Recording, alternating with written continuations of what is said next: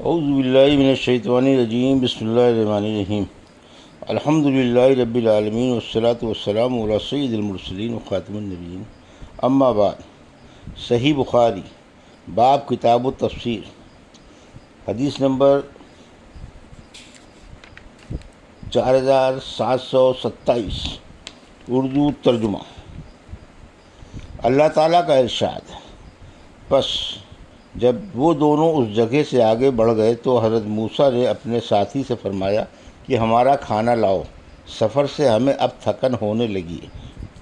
لفظ عجبہ تک لفظ صنعا عمل کے معنی میں ہے، حولا بے معنی پھر جانا۔ حضرت موسیٰ علیہ السلام نے فرمایا یہی تو وہ چیز تھی جو ہم چاہتے تھے، چنانچہ وہ دونوں الٹے پاؤں واپس لوٹے۔ امرا کا معنی عجیب بات، نکرہ کا بھی یہی معنی ہے۔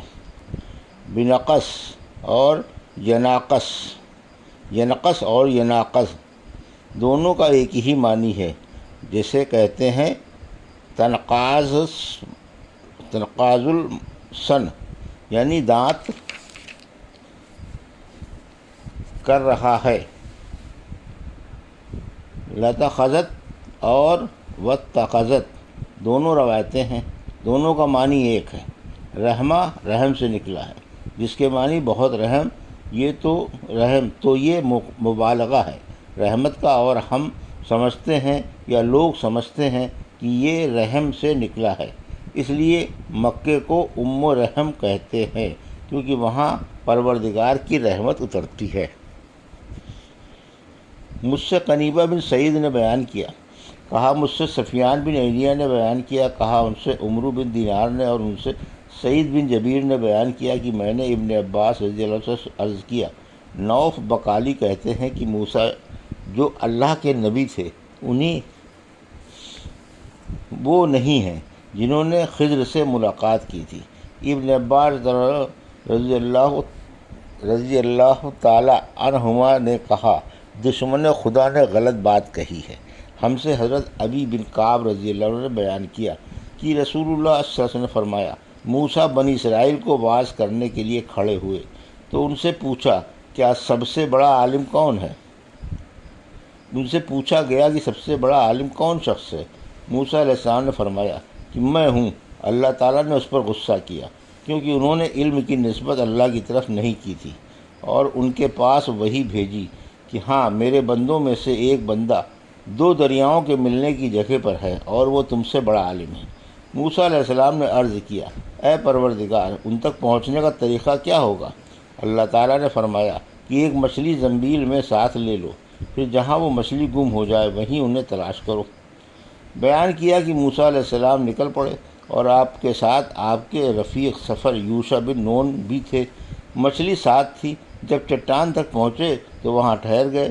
موسیٰ علیہ السلام اپنا سر رکھ کر وہیں سو گئے۔ عمرو کی روایت کے سوا دوسری روایت کے حوالے سے سفیان نے بیان کیا کہ اس چٹان کی جڑ میں ایک چشمہ تھا جسے حیات کہا جاتا تھا، جس چیز پر بھی اس کا پانی پڑ جاتا وہ زندہ ہو جاتی۔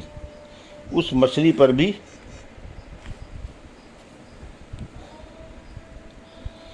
اس کا پانی پڑا تو اس کے اندر حرکت پیدا ہوئی اور وہ اپنی زنبیل سے نکل کر دریا میں چلی گئی۔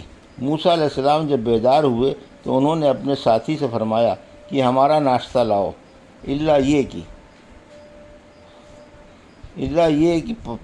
اللہ یہ تابعان کی سفر میں موسیٰ علیہ السلام کو اس وقت تک کوئی تھکن نہیں ہوئی تھی جب تک وہ مقررہ جگہ سے آگے نہیں بڑھ گئے۔ رفیق سفر یوشع بن نون نے اس پر کہا، آپ نے دیکھا جب ہم چٹان کے نیچے بیٹھے ہوئے تھے تو مچھلی کے متعلق کہنا بھول گئے، تو میں مچھلی کے متعلق کہنا بھول گیا۔ اللہ یہ بیان کیا کہ پھر وہ دونوں الٹے پاؤں واپس لوٹے، دیکھا کہ جہاں مچھلی پانی میں گری تھی وہاں اس کے گزرنے کی جگہ طاق کی سی صورت بنی ہوئی ہے۔ مچھلی تو پانی میں چلی گئی تھی، لیکن یوشع بن نون کو اس طرح پانی کے رک جانے پر تعجب تھا۔ جب چٹان پر پہنچے تو دیکھا کہ ایک بزرگ کپڑے میں لپٹے ہوئے وہاں موجود ہیں۔ حضرت موسیٰ علیہ السلام نے انہیں سلام کیا تو انہوں نے فرمایا کہ تمہاری زمین میں سلام کہاں سے آ گیا؟ آپ نے فرمایا کہ جی ہاں، حضرت موسیٰ ہوں۔ پوچھا بنی اسرائیل کے موسیٰ؟ فرمایا کہ جی ہاں۔ حضرت موسیٰ نے ان سے کہا کیا میں آپ کے ساتھ رہ سکتا ہوں تاکہ جو ہدایت کا علم اللہ تعالیٰ نے آپ کو دیا ہے وہ آپ مجھے بھی سکھا دیں؟ حضرت خضر نے جواب دیا کہ آپ کو اللہ کی طرف سے ایسا علم حاصل ہے جو میں نہیں جانتا، اور اسی طرح مجھے اللہ کی طرف سے ایسا علم حاصل ہے جو آپ نہیں جانتے۔ موسیٰ علیہ السلام نے فرمایا لیکن میں آپ کے ساتھ رہوں گا۔ خضر نے اس پر کہا کہ اگر آپ کو میرے ساتھ رہنا ہی ہے تو پھر مجھ سے کسی چیز کے متعلق نہ پوچھیے گا، میں خود آپ کو بتاؤں گا۔ چنانچہ دونوں حضرات دریا کے کنارے روانہ ہوئے۔ ان کے قریب سے ایک کشتی گزری تو حضرت خضر کو کشتی والوں نے پہچان لیا اور اپنی کشتی میں ان کو بغیر کرائے کے چڑھا لیا۔ دونوں کشتی میں سوار ہو گئے۔ بیان کیا کہ اسی عرصے میں ایک چڑیا کشتی کے کنارے آ کے بیٹھی اور اس نے اپنی چونچ کو دریا میں ڈالا تو خضر نے موسیٰ سے فرمایا کہ میرا آپ کا اور تمام مخلوقات کا علم اللہ کے علم کے مقابلے میں اس سے زیادہ نہیں ہے جتنا اس چڑیا نے اپنی چونچ میں دریا کا پانی لیا ہے۔ بیان کیا کہ پھر یکدم جب حضرت خضر نے بسولہ اٹھایا اور کشتی کو پھاڑ ڈالا تو حضرت موسیٰ علیہ السلام اس طرف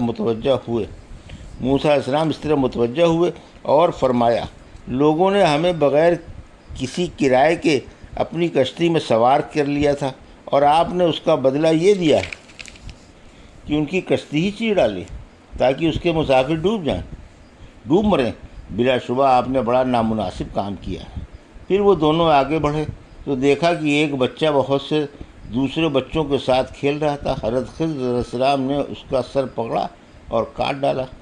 اس پر حضرت موسیٰ علیہ السلام بول پڑے کہ آپ نے بلا کسی خون و بدلے کے ایک معصوم بچے کی جان لے لی ہے، یہ تو بڑی بری بات ہے۔ خضر نے فرمایا میں نے آپ سے پہلے ہی نہیں کہہ دیا تھا کہ آپ میرے ساتھ صبر نہیں کر سکتے؟ اللہ تعالیٰ کے ارشاد۔ پس اس بستی والوں نے ان کی میزبانی سے انکار کیا۔ پھر اسی بستی میں انہیں ایک دیوار دکھائی دی جو بس گرنے ہی والی تھی۔ خضر علیہ السلام نے اپنا ہاتھ یوں اس پر پھیرا اور اسے سیدھا کر دیا۔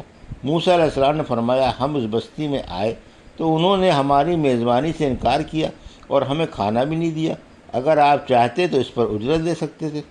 خضر علیہ السلام نے فرمایا بس یہاں سے اب میرے اور آپ کے درمیان جدائی ہے اور میں آپ کو ان کاموں کی وجہ بتاؤں گا جن پر آپ صبر نہیں کر سکے تھے۔